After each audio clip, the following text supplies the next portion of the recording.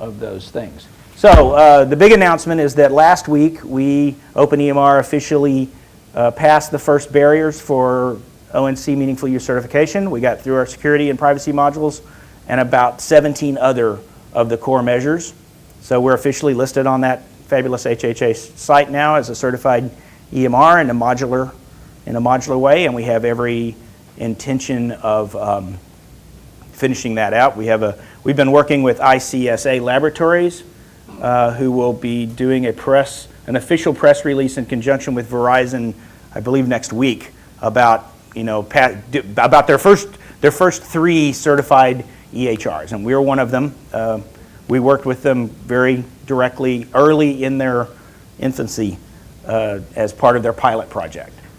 So they've been extremely wonderful in this. At our current stage, our biggest long pole in full EHR certification is the e-prescribing. We've got 3 different entities that are promising e-prescribing modules that can be fully integrated. So far, they're all tripping across complexities that are preventing them from delivering on their promises, and they're all very unhappy about it in and of their own selves, not just on behalf of the project. So it might be that we end up certifying with a requirement saying you have to go get a certified e-prescribing module, and just cutting our losses and saying, okay, you guys go certify your modules independently, and then people can add them to their shopping cart when they log in. So that's pretty much the long pole. I think that's what I would consider the highest risk factor in us getting our ideal full EHR certification. So future, that's where the future is we want to get comprehensive certification, for OpenEMR, which would require us finishing a e-prescribing module. And like I said, there's 3 companies that are contributing, that say they're contributing modules that will work, and then we have our own in progress too. So there's still a lot of talk about how we're going to solve the e-prescribing module. It's complicated. It's one of the more complicated dances I've ever done in software, is that little part of it. So yeah, and it's money and time. So Sam alluded to the return on investment question here. We did a little conference with a private group of doctors, and then before we did that conference, we surveyed about 100 of the doctors in our network and asked them what EHR they were using. First, whether they were using one, which produced some interesting data anyway, and what they were using, and then we called back several of them to find out what they paid for their EHRs. And we picked an expensive one and a middle ground one, and MI Squared's hosted services of OpenEMR as a comparison, and threw this slide up and caused a lot of doctors in our audience to choke.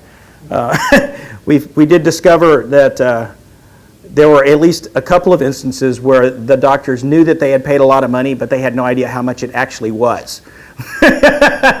And some of that was because of the way the billing models work with some of these. They actually get a bunch of different invoices for different kinds of parts of the system, and so they hadn't really ever added it all together to see what outrageous amounts they were paying. So Sam produced this little ROI, showing that you can make a lot better return on your investment if you're with OpenEMR. So you want to say some more about that, since you produced this little bit of analysis? And then we can go to QA from there. Yeah, return on investment, is a complex thing, and it depends on a lot of factors. In my experience in my office, I think that everybody says you're going to save all this money when you go to electronic medical record. Well, it's true that some things you don't have to pay for. In our particular model, it's a typing-heavy program. We do all our own typing, so we don't have to pay the transcriptionists anymore. So we save money on transcriptionists. But I spend just as much money getting people to take scanned documents and load them into the electronic medical record. So I really don't think there was a savings there. I think it's more of a wash.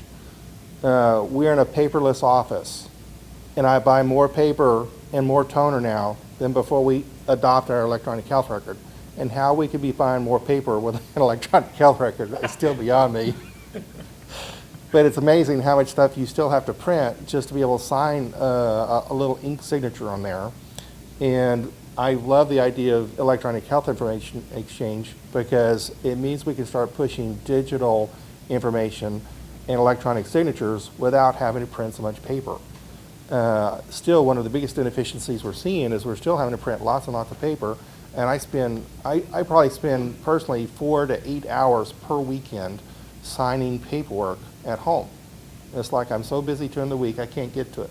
I struggle. Go ahead, Ian. Which, if you're signing that copy and somebody requests you've got a legal case on, somebody wants the record, what do you consider to be the legal record in this circumstance? Do you send the paper or do they have access to the database? Generally what they want us to do is print out all of the electronic medical record, including those paper copies. So that's what we do. They want it on paper. The attorneys don't care about electronics, they only want it on paper. That's been our experience. That anesthesia system I was showing you, I've stood up in court with a huge spreadsheet of every single blood pressure and heart rate to the minute, to the millisecond of what occurred when the patient was arrested on the table and when the monitoring came back on, and they have no compulsion whatsoever, going straight back to the second, making sure that you have everything coming back from the database. I'm just interested to see what was happening in this particular spread. I haven't been personally had to go to court with an electronic medical record yet, but I know in terms of private injury type cases, what they do is have us print out copies. I know one case where I had to send that same set of medical records, which is about 8 inches thick, at least 3 times to the same attorney. I was about to send it to the judge, certified receipt only, and ask him to hand it to the attorney because the attorney couldn't get it at his own mailing address. Yes, ma'am. Do you have a lot of patients that deal with long-term disability claims? And the reason I ask the question is, have you seen, by you using an electronic, the OpenEMR, is that helping their process from a sufficient perspective? From which perspective? My mom was recently applying for a long-term disability. Obviously, not every state or every area or every doctor's looked into SSA yet, but her doctor switched over like 5 or 6 years ago to electronic health records. All the dictations are electronic, everything's there. Even though they still, like you said, have to print it all out and send it, the compilation of having all those records in an organized fashion electronically has helped that process expedite when they were yammering and stuff like that. I don't know how to answer. I know that we do provide records for disability cases. The thing that seems to make the most difference is when I send a personal letter stating that I personally believe they're disabled. They usually win their case. A lot of the times I don't think that's really the case, but I know that at least in our local office, they're still looking for paper.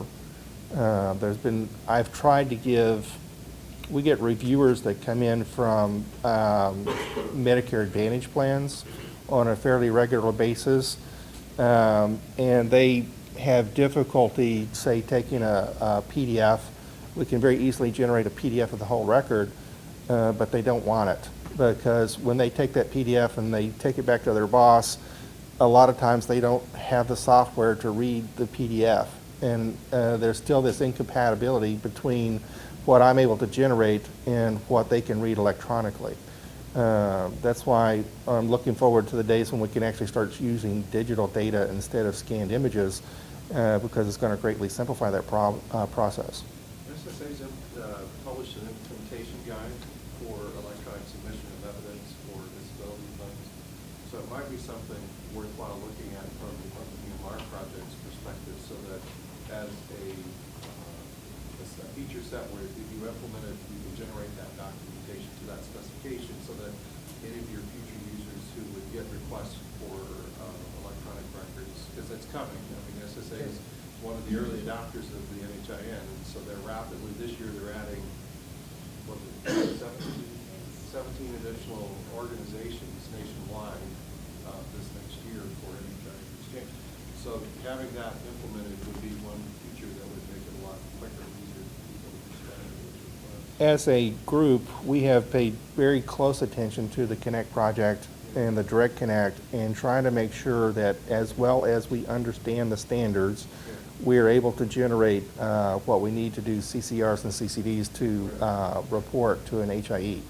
Hopefully, that will ease the process when we get to that point. We don't have an SSA API yet, but it's something we can look into. I did have one customer that was doing disability reviews for the state of Georgia.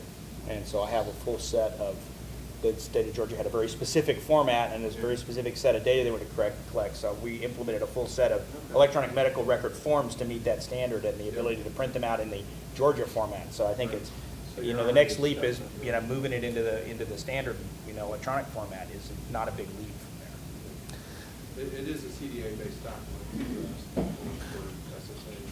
Do you know which number it's going to be? And I had the understanding they're kind of still rewriting, aren't they? They're still creating those? You know, they haven't added a bunch of new HITSP C30s